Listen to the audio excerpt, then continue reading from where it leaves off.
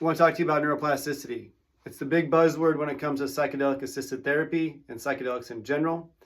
As we know, neuroplasticity is kind of like the strength and growth of new neurons within our brain, our actual physical brain, into connect into different pathways or something new. Another way to look at it is it's learning.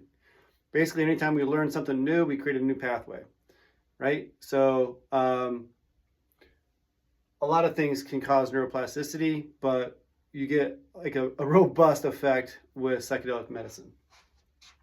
So neuroplasticity is learning, and then we have neurogenesis, which is the creation genesis of new neurons. That's dendrites and actual physiological and anatomical things that are happening where you can actually see the growth of neurons within your brain and spinal cord.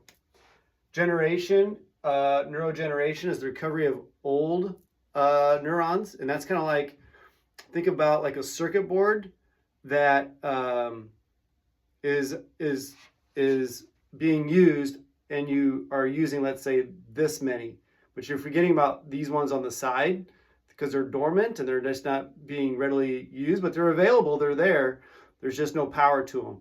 And so literally when you have psychedelic journeys and such, those things all turn on and things come alive again. And so that's neurogeneration.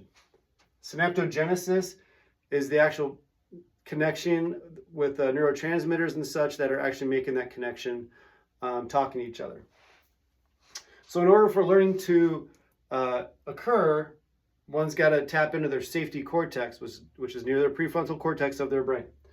The safety cortex is the risk manager of fear, anxiety, mitigating if it's safe or not. And so that kind of dovetail into thinking under stress. Okay, so if we're not safe and we're in stress, our thinking goes out the window. We get lizard brain and we make bad decisions or ill-advised decisions, just not the greatest decision, we'll say. So we want to make sure that safety cortex is turned on. In order to turn that on, one needs to feel safe. And so learning cannot happen without safety. Okay, so it's just kind of like this cascade. So once we feel safe, how do we feel safe?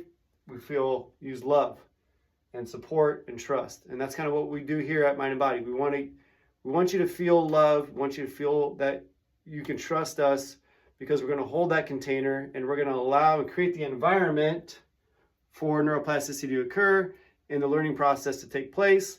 And it all comes together beautifully because of love.